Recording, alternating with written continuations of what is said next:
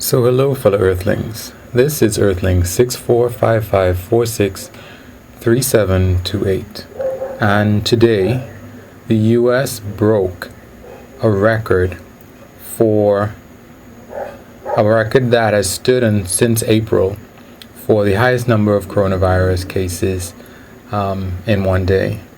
And I was trying to make it seem a little bit more generic and then descend into the coronavirus theme, but I couldn't.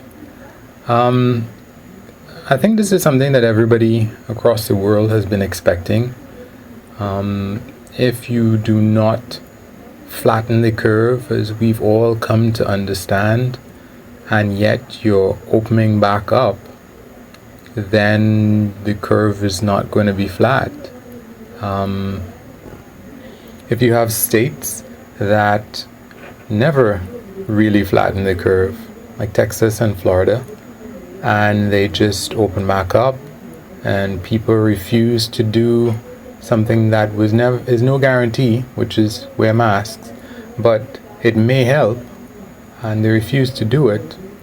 I mean, what did we really expect? In terms of the ultimate price, though, it's kind of curious because while the number of cases in the US had stopped dropping and begun to plateau on their way back into an upward trend, the daily number of deaths has been on a significant downward persistent trend in spite of the increases. I mean, it's been more than 2 weeks, I think, that the US has at least been plateauing in the daily number of cases. And even as it was plateauing, the number of deaths were going down. I think I saw a news article, a very foolish one that really insults the common sense of any logical thinking person, by an Italian doctor. I don't know what his credentials are to say what he said, but he's saying that the virus was getting weaker and that it might just disappear. The only reason why this seems like it might even have picked up as a story is because it's something that people have heard many times. The virus may disappear, the virus may disappear. So after a while, it becomes like that song that you didn't really like, and then next thing you know, you get yourself singing it. So, but at the same time, it doesn't make any sense at all. Every single infection, as with respect to individuals, is a different community of viruses, let's say. For the virus, as in the population of viruses, to weaken, all of these different infected people and their communities of viruses would have to communicate in some way to agree to weaken in order for the virus to weaken. Obviously that doesn't make any sense, because even as one person's, they contracted something, and whatever limited or high degree of mutations might occur in their disease, in their case, there's no coordination with the other sick people in Italy or anywhere else for that matter. So the virus wouldn't reach a consensus to weaken. Of course, that's ridiculous. And the guy really insults his training, his academic background, wherever it is he studied, to be able to say something like that. Thankfully, the article did mention that other people said that was bullshit. And I think that was even people in Italy, like an epidemiologist in Italy. So at least she should have some credentials to know what she's talking about. And again, it's just more Dunning-Kruger effect or Kruger-Dunning effect, where somebody who's knowledgeable about one thing can just be stupid about something else, even something that's somewhat related to their field. Anyway, I noticed that Dr. Fauci was saying at some point, maybe it was a headline, that unfortunately, he believes that in the coming weeks, the number of daily deaths is likely to rise. And I don't know if that is, I don't know if this is as a result of some kind of failure to keep proper records. And that's something I think I might look at. I might want to go and look at the amount of people that died last year in the US as compared to this year for the past month, and see if how close or how far away it is to the actual number of COVID-19 deaths. At the same time, though, I can't really believe that they would have accurate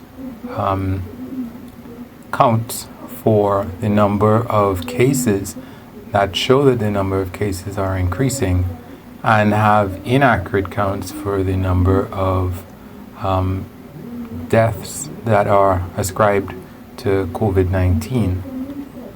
But it is possible, so I probably shouldn't rule anything out in a bid to understand.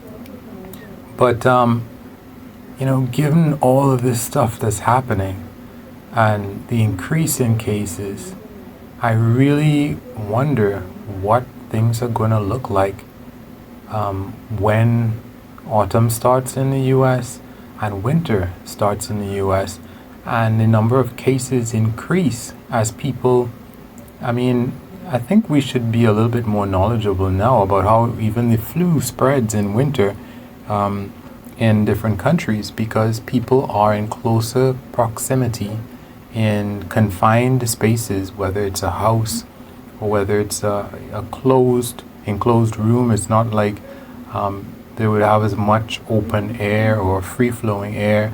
Let's say at a restaurant, the doors might not be opened, or people might not filter the air as much, and people are just going to be in closer proximity in winter and breathing in each other's air more. So I think the US is really, really making this the worst possible scenario after the past.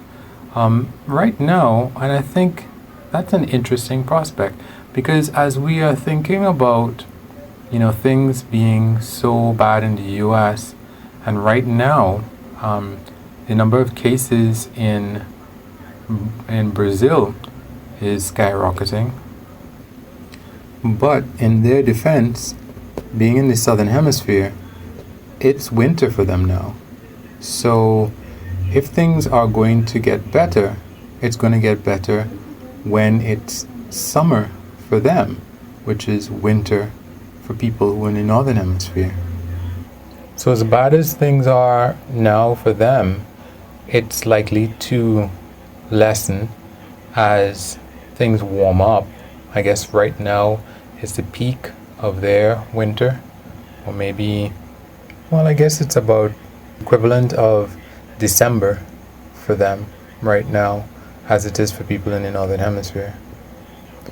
At any rate, with the brief, I don't know if it's brief, but I have been, when I was looking at the US's numbers in terms of the number of deaths, daily number of deaths, it's really a positive for the US. I don't know if it speaks to the fact that people have had a lot of experience with respect to dealing with coronavirus cases, so there's a better treatment, a set of instructions that people are more likely to follow now, or what the case is exactly.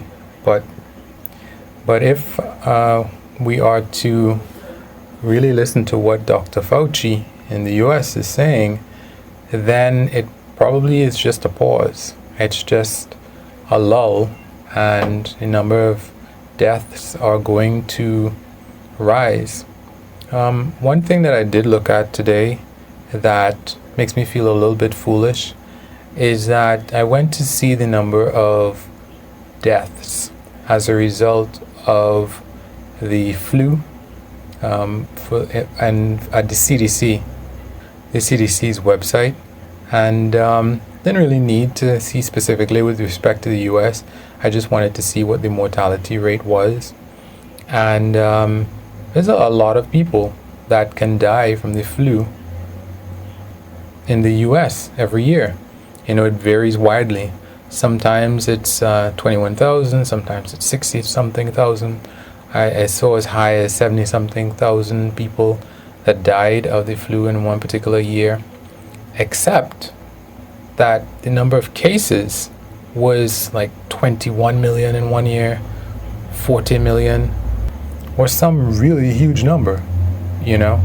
I think as of right now, the US is probably close to two something million cases of COVID and 100 and something thousand deaths. So you can see that there's a high number of deaths and a very relatively small number of cases compared to what I was just talking about. And it's crazy because, you know, at the beginning of the whole pandemic, I thought, okay, 3%, it's not that bad. People say it's close to a common cold or the flu. This is nothing. I mean, I have to give it to John Oliver and Last Week Tonight. That's what really opened my eyes to say, like, stop calling this the flu. And I didn't think that I needed to go and read for myself and find out how many actual cases there was and what the mortality rate for the flu was. I thought people said it was like the flu, you know, a little bit worse than the flu. This is nothing compared to the mortality rate of the flu.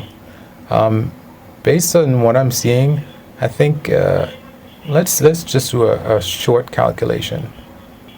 With about 2 million infections and 100 and something thousand deaths, that's close to 5% mortality rate, in the US.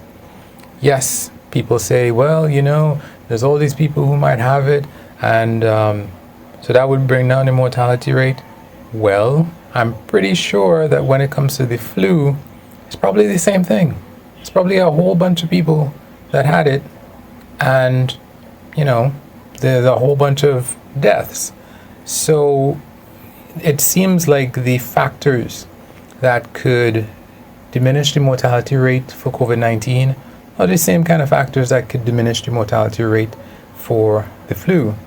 And you can see that when you put, you know, even if you put 70 something thousand over 21 million people, that is not 5%. 5% of 21 million, or 20 million, let's round it to be closer, is 1 million people. And when I mentioned that there was a, you know, mortality figures for the flu of 71,000, or that's the highest one I saw, that's not close to 1 million people. It's nowhere close to 1 million people. So clearly COVID-19 is in a different league altogether. Anyway, guys, you can wish me luck. So you can like, unlike, comment, subscribe, and or share. And of course, it's not preferred, but you can always do nothing. Peace.